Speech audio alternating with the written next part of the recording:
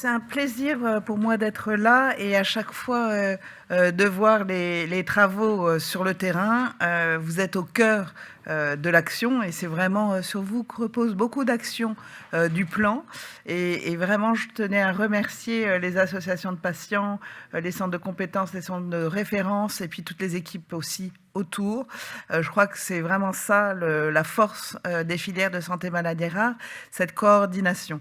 Donc je vais aller assez vite pour nous laisser un temps pour les échanges. Vous verrez mes présentations. J'ai repris des éléments vraiment de l'actuel plan maladies rares, mais aussi de la projection pour le futur plan maladies rares qu'on espère lancer au premier trimestre 2025.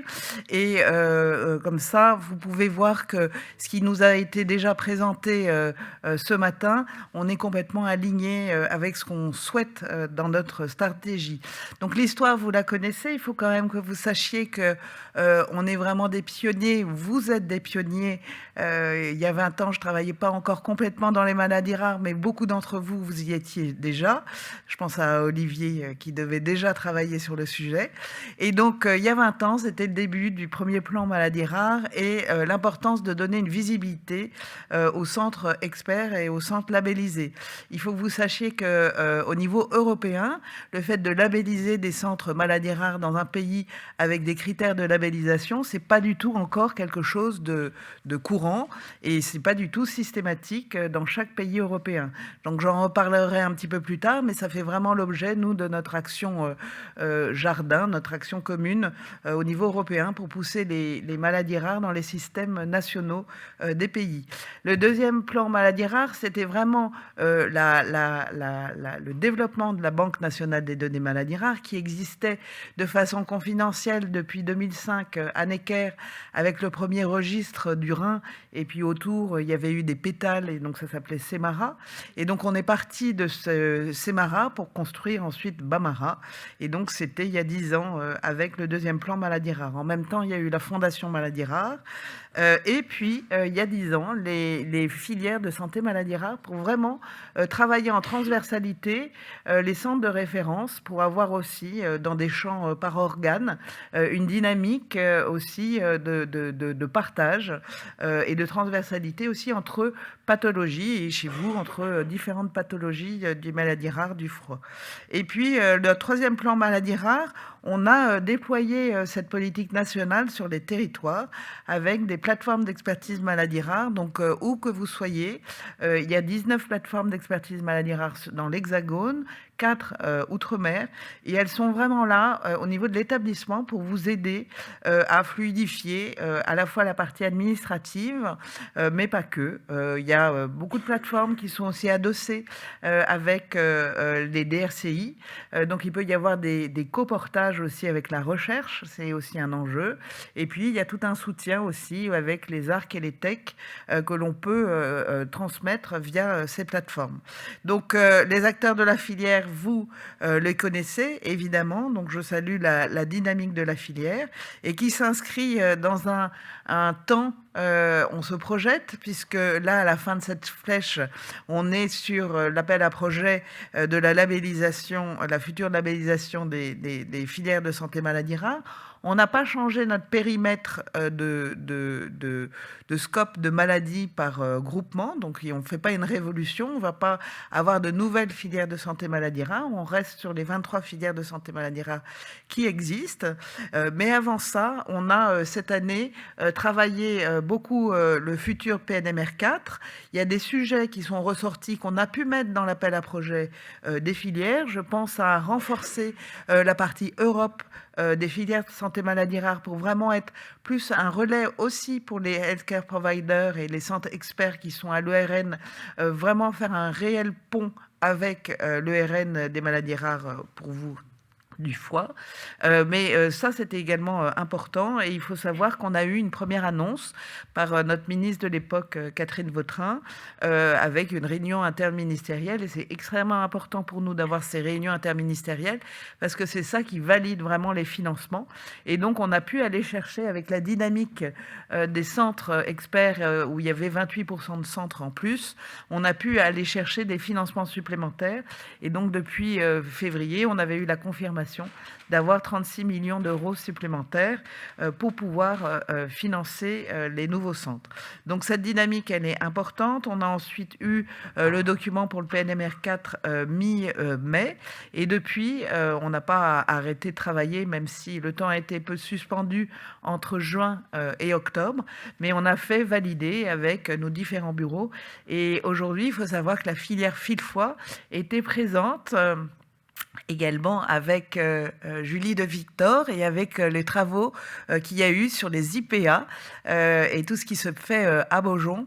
Et vous avez beaucoup de chance d'avoir développé une vraie compétence sur ce sujet-là qui pour nous va être très importante dans le PNMR 4, et on aura un champ vraiment sur ce sujet-là pour qu'il y ait dans la formation des IPA vraiment un module sur les maladies rares. Donc ça, pour nous, ça fait partie des mesures qui seront inscrites dans le PNMR 4. Donc je remercie beaucoup les acteurs de la filière fil-foie qui a été, je dirais, précurseur pour pouvoir faire ce travail. Donc voilà comment on a été structuré. Je pense qu'il n'y avait pas forcément ces slides l'année dernière quand Vincent était venu. C'est simplement, je ne vais pas rentrer dans le détail, mais on a découpé nos 4 axes de travail classiques, soins, diagnostic, traitement et puis base de données biobanque, et à chaque fois en ayant une double entrée, une entrée soins, une entrée recherche. Et dans la construction du PNMR 4, je pense qu'on pourra aussi mettre 2 autres entrées à l'intérieur de chaque bloc, à la fois pour la partie data qui aussi irrigue le parcours de soins et qu'on ne doit pas oublier, et on l'a vu avec la BNDMR, et puis la partie Europe qui, vous savez que les projets ERN, les HCP, sont dans le champ de You for Health au niveau de l'Europe pour les financements, et ce sont des financements qui sont sur le parcours de soins et pas sur la recherche. C'est pas des EU, c'est pas la DG Recherche qui pilote ces liens. Donc c'est vraiment important d'avoir ça. Donc on a des acteurs majeurs, Agnès Ninglar coordonne la filière Oscar des maladies rares de l'os et cartilage, mais elle est aussi présidente de la Société française de pédiatrie. C'est important d'avoir un volet pédiatrique dans ce PNMR 4, puisque les 3/4 de nos maladies rares commencent à l'enfance, donc c'est extrêmement important d'avoir cette vigilance. Et puis Guillaume Canot, qui a été nommé par le ministère de la Recherche comme personne qualifiée pour mener les actions du prochain plan maladies rares, lui est plus sur le repositionnement de molécules, et il a travaillé un repositionnement de molécules pour le syndrome de Cloves. Donc l'idée, pourquoi un plan? On pourrait se dire que ça suffit et qu'on en est au 4e plan, il faut arrêter. En fait non, on est persuadé qu'il faut toujours avoir un plan maladies rares, puisque les maladies rares étant complexes, on ne peut pas les traiter comme des maladies chroniques connues par le grand public ou connues par les médecins. Elles ont une complexité qui est à accompagner, et les plans sont vraiment là pour essayer de réduire le gap et d'avoir plus d'équité entre les maladies. On a toujours un enjeu autour de l'errance diagnostique, et puis on doit aussi travailler à faciliter, je dirais, la charge de travail, à aider, c'est l'objet du financement des architectes qu'on a vraiment beaucoup augmenté depuis 1 an. C'est vraiment l'idée de voir comment on peut mettre en place des systèmes pour pouvoir vous aider dans votre pratique à vous tous. Et puis l'idée, il y avait un axe dans ce 4e plan maladies rares très important au niveau des thérapies, au niveau des traitements. Et donc on a comme pilote de ce 4e plan maladies rares un acteur nouveau, puisque c'est un plan interministériel, et qu'on a maintenant l'industrie également qui s'est positionnée avec tous les sujets sur les thérapies innovantes, les biothérapies. On a vu l'importance de la thérapie génique, et donc voilà, c'est important aussi d'avoir ça en tête. Vous retrouverez les slides, évidemment, je vais les partager. Il y a un communiqué de presse qui déjà avait bien marqué, porté par les différents ministres sur le PNMR4. Ça peut également être intéressant pour vous. Et j'ai choisi dans cette présentation que je vous fais d'irriguer la présentation aussi avec un message autour de la BNDMR et de ce que l'on va faire dans le 4e plan maladies rares. Et donc ça fait le pendant de ce qu'on a pu voir ce matin dans la présentation avec la BNDMR. On a un enjeu majeur dans le PNMR4 et on a un enjeu autour de la réduction de la coût de la collecte de la donnée. En fait, il faut savoir que, alors ce sera une mesure qui sera sans doute aboutie à la fin du PNMR4, mais la BNDMR avec la filière FAI2R a eu un projet de recherche ANR il y a quelque temps et travaille à un algorithme d'intelligence artificielle pour aller lire les dossiers patients informatisés et ensuite aller remplir la fiche BAMARA, le set de données minimum maladies rares. Donc ça, pour nous, c'est extrêmement important en termes d'alléger le fardeau. Ça fait partie des pistes très importantes pour lesquelles on va donner les moyens à la BNDMR pour déployer ce fameux module, ce fameux algorithme d'intelligence artificielle.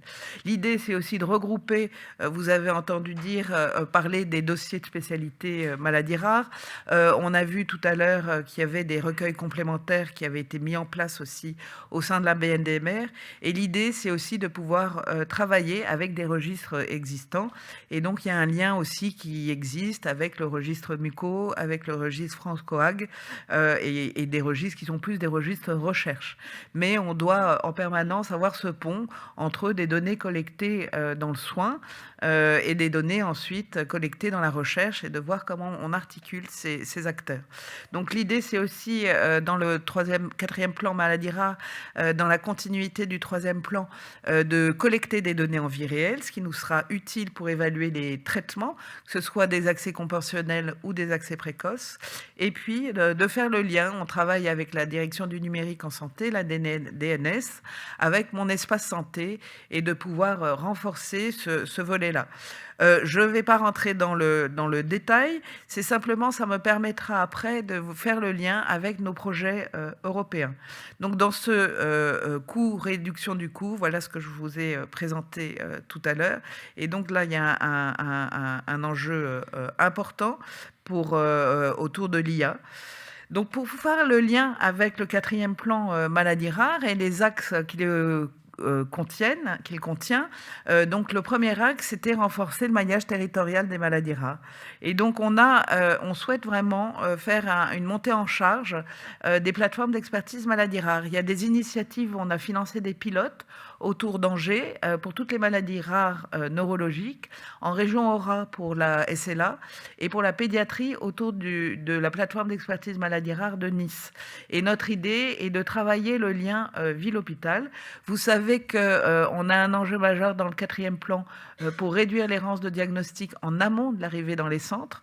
Le souci, c'est qu'on n'arrive pas à réduire, je dirais, cette errance au niveau de la ville.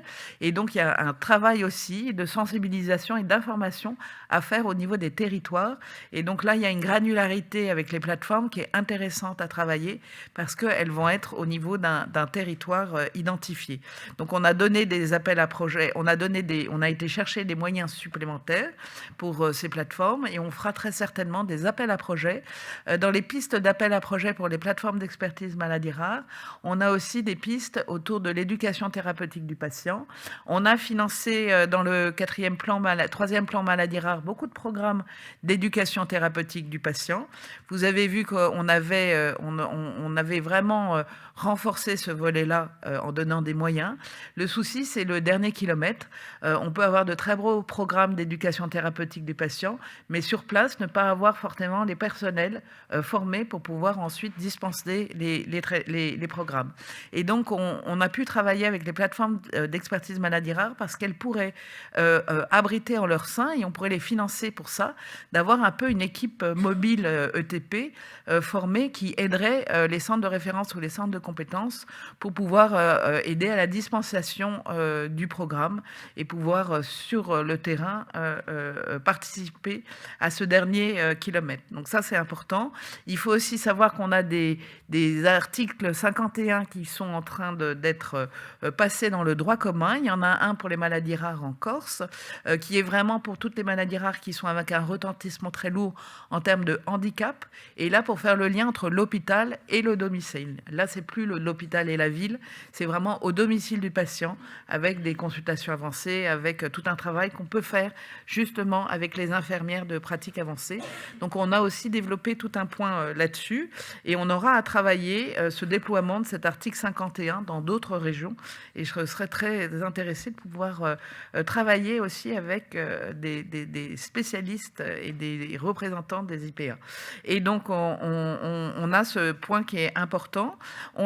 J'ai voulu aussi, vous verrez, alors vous connaissez votre travail, donc j'irai assez vite, mais c'était simplement pour souligner en quoi le travail de la filière Fil-Foie participe aux actions du PNMR3 et bientôt du prochain plan maladies rares. Donc on a eu les PNDS, donc je ne vais pas rentrer dans le détail, mais il y a un vrai soutien de la filière pour produire des protocoles nationaux de diagnostic et de soins. Et donc je remercie les acteurs de la filière qui ont mobilisé de leur temps pour pouvoir produire ces PNDS. Il faut savoir qu'au début du 3e plan maladies rares, en 2018, vous n'aviez que 50 PNDS sur le site de la HAS.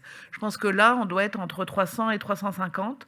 Donc vous voyez que donner du financement pour assurer de la coordination, avoir des chargés de mission qui aident pour pouvoir organiser ces réunions de travail, pour pouvoir faire ces protocoles nationaux de diagnostic, ça a vraiment boosté ce point-là. Donc voilà, je merci pour votre travail. On a eu aussi tout un financement supplémentaire pour les filières pour l'éducation thérapeutique du patient. Et en relisant le rapport d'activité de la filière, j'ai été vraiment marquée par le nombre de projets en éducation thérapeutique du patient que vous avez. Je pense que vous êtes extrêmement dynamique en termes d'ETP, avec dernièrement 10 autres nouveaux projets d'éducation thérapeutique financés et sélectionnés. Donc vraiment, merci beaucoup pour cette dynamique sur le terrain. Et j'ai pu voir que vous avez aussi fait un partenariat pour le dernier avec l'association de patients, l'AMFE, et c'est extrêmement positif, je pense. Il faut savoir que la filière Mémo, par exemple, a un accord historique avec l'association l'AFH, l'association française des hémophiles, qui a toujours développé depuis de grands nombres d'années une vraie compétence autour de l'ETP, et l'AFH travaille étroitement avec la filière Mémo pour tout ce qui est champ de l'éducation thérapeutique du patient.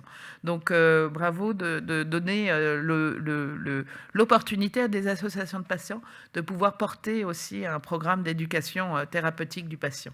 Dans le sujet du diagnostic, j'ai été frappée aussi, la filière a organisé tout le travail évidemment vers les plateformes Sequoia et Oragen. C'est extrêmement important d'avoir une dynamique pour pouvoir vraiment trouver ou essayer de trouver un sujet pour les personnes qui sont en réelle impasse de diagnostic. Et là aussi, dans le 4e plan maladies rares, on souhaite renforcer le lien avec les laboratoires de diagnostic. On voit qu'il y a des tests fonctionnels qu'il faudrait pouvoir financer. L'hôpital n'a pas les moyens de le faire. Donc, essayons de trouver avec les moyens du plan, d'avoir peut-être des coportages entre des centres spécialistes de référence et de compétences qui connaissent très bien le phénotypage d'une maladie et le lien avec un laboratoire de diagnostic. Donc on a aussi à cœur de pouvoir ne pas oublier les laboratoires de diagnostic dans ce 4e plan maladies rares. On a aussi au niveau des diagnostics, le lien de la filière Fil-Foie avec justement les interprétateurs, et ça s'accompagne accompagne aussi avec tout le travail qui a été fait pour les données de Bambara, tout l'accompagnement de formation aux utilisateurs, et je pense que c'est important de souligner ça. L'action 1.7, c'est l'action autour de l'Observatoire du diagnostic, va continuer à rester dans le quatrième plan maladie rare, et on aura toujours un accompagnement autour du codage, des guides de codage. Il y a tout un travail aussi, mais je voulais juste, par rapport à ce qui a été présenté ce matin, quand on est dans des révisions de code ORFA, il faut aussi avoir en tête que ce travail doit absolument se faire aussi avec l'ERN, et que la décision de changer les codes ORFA doit se prendre avec les travaux aussi qui sont portés au sein de l'ERN, et donc vous pour l'ERN Rare Liver. Donc ça, c'est également important, et donc on fera aussi un pont avec le collecteur d'analyse de données, le CAD, et donc nous, on est en amont et en aval du plan France Médecine Génomique, en faisant les RCP d'amont, les RCP d'aval, et le lien avec le phénotypage et la description phénotypique du patient est extrêmement importante, et notamment quand il est en impasse de diagnostic. C'est pour ça que certaines filières ont cherché à faire des recueils complémentaires en regroupement, je dirais, les patients par signe phénotypique, pour après faire des mini-cohortes sur ces signes phénotypiques communs à certains patients. Donc la BNDMR va nous aider à regrouper des données venant de multi-sites. Dans le troisième axe du plan, on est sur les thérapies innovantes, l'importance de développer notre set de données minimum traitement, un soutien au groupement interfilière de l'Observatoire des traitements est aussi important. Et puis on aura un lien dans le quatrième plan parce qu'il y a un gros travail fait sur le cadre de prescription compassionnelle, et donc il y a aussi des mesures en termes de pharmacovigilance à avoir bien en tête. Et donc il y a eu tout ce travail fait avec la HAS pour pouvoir développer des sets de données minimum traitement. Et donc vous trouvez sur le site de la HAS un PUTRD, donc un protocole d'utilisation des traitements pour les maladies rares, et c'est l'idée de pouvoir améliorer l'exhaustivité de la collecte de données en vie réelle quand vous avez des traitements d'intérêt. Et l'autre jour, à l'Observatoire du traitement, la HAS était présente, et donc des personnes de la commission de transparence, et pour eux c'est extrêmement important de pouvoir s'appuyer sur ces sets de données minimum traitement. Donc je pense que ça peut être une vraie opportunité de développer ces collectes de données en vie réelle, puisque elles sont facilitées, puisqu'elles se retrouvent sur le site de Bambara et sur un environnement que vous connaissez, que vous utilisez tous les jours. Donc voilà comment ça se présente. Et puis pour finir, l'axe du quatrième plan maladie rare, on est sur le renforcement de l'aide pour le remplissage des données. On a toujours à améliorer, et c'est un euphémisme, à la PHP, la fiche maladie rare dans le dossier patient informatisé. Il faut savoir qu'il y a quand même, ça existe, des systèmes qui fonctionnent. EasyLy pour toute la région Aura a vraiment développé un dossier patient informatisé où nos cliniciens arrivent vraiment à envoyer, sans avoir une double saisie, à envoyer les données du dossier patient informatisé dans la BNDMR. Donc on va renforcer ça dans le quatrième plan maladie rare et espérer que ça avance concrètement. Donc ça, c'est vraiment important. Et puis vraiment, j'incite les filières à garder toujours ce lien très important, très dynamique avec la BNDMR. Tout à l'heure, je disais, n'hésitez pas à les contacter. Je pense qu'ils ont vraiment besoin d'avoir ces retours-là. On sait que votre ancienne chef de projet, Aurélie, a vraiment travaillé aussi étroitement avec la BNDMR. Elle a beaucoup aidé pour le travail sur le recrutement des ARC et des techs avec le dernier financement qu'on avait apporté. Et donc, c'est important d'avoir cela. Et puis, on va terminer. On a un enjeu autour des données, vous avez vu. Et donc, on travaille au niveau de l'Europe à une action conjointe qui s'appelle Jardin, qui est donc Joint Action Rare Disease Integration. Et dans cette action conjointe Jardin, notre idée est de pouvoir envoyer également les données recueillies au sein de Bambara dans le registre des ERN, les registres européens. Donc, il n'y a pas que ça. Il y a aussi un volet sur la fameuse RCP européenne, CPMS, heureusement qui passe au 2.0 et qui commence à être déployé. Et donc, j'espère que pour vous, ce sera beaucoup plus facile de faire des RCP européennes. Et donc, il y a vraiment tout un circuit de la donnée. Pour faire ce travail, on a, on est leader avec les Néerlandais du Work Package 8 qui est sur le data management. Et donc, sur ce Work Package, on a moi j'ai une sous-tâche qui est l'idée par la BNDMR pour pouvoir avoir des cas d'école avec 4 ERN, les maladies rares neurologiques coordonnées en Allemagne, EpiCare maintenant qui pour les épilepsies rares qui est en Espagne, et puis 2 ERN, Ithaca et le maladie rare neuromusculaire à la Pitié. Et donc on veut concrètement voir quelles sont les barrières pour pouvoir partager les données entre le national et l'européen et donner des solutions à terme. On sait 3 ans d'action conjointe, 3 ans de financement pour pouvoir favoriser cette réutilisation des données. Donc là, on se concentre sur la partie 8.4.1 et on a aussi après des sous-tâches qui sont autour du CPMS, je l'ai dit, mais aussi de l'implémentation des codes ORFA et de favoriser l'implémentation des codes ORFA dans d'autres pays et dans d'autres hôpitaux. Et donc, c'est également une tâche qui sera portée.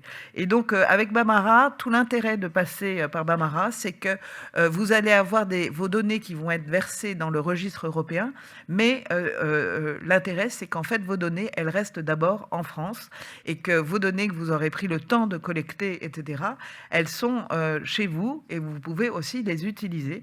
Et donc ça, je pense que c'est extrêmement important. Donc la BNDMR travaille ce sujet aussi pour faciliter l'aspect réglementaire. Au lieu que ce soit tous les hôpitaux, les HCP qui fassent des conventions avec les 24 ERN pour le partage des données, c'est Bambara qui va pouvoir faire une convention unique vers les 24 ERN et qui aura 24 conventions.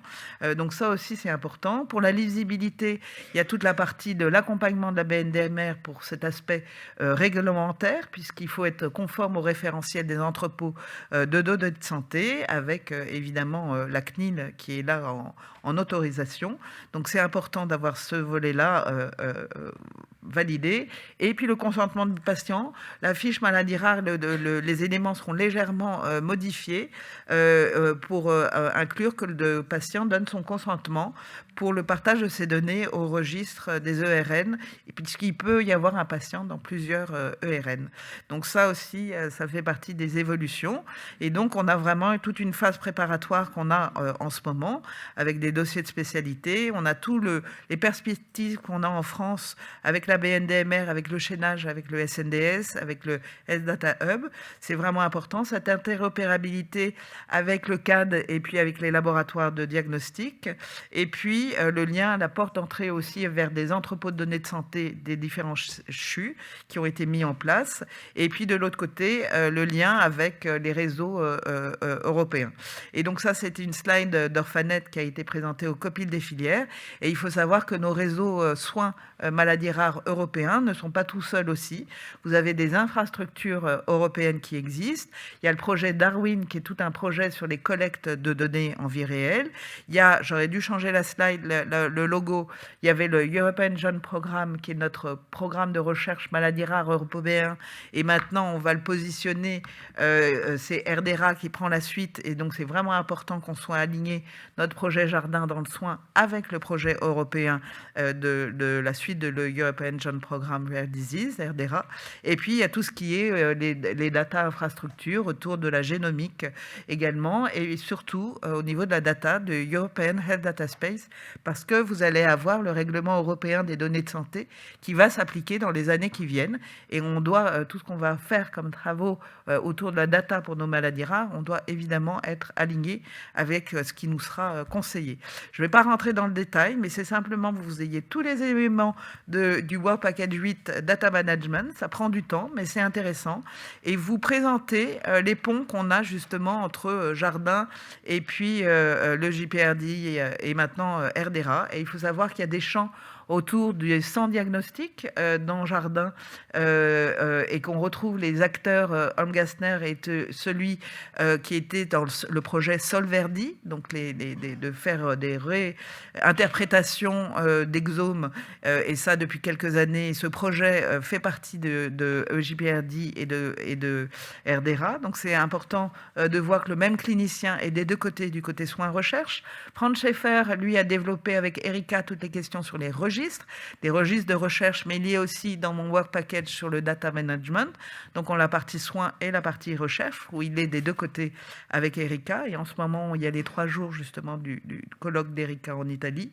Et puis mon co-leader néerlandais, Marco Roos, est le pape de la verification, vous savez, les données findable, accessible, interoperable et reusable, le données FAIR. Et donc il a cette casquette pour le projet de recherche de EU DG Recherche et également de notre côté. Donc c'est important d'avoir ça. À chaque fois, on a les codes ORFA qui sont des deux côtés, je dirais en trait d'union entre le soin et la recherche, pour avoir la bonne granularité pour trouver les bonnes maladies.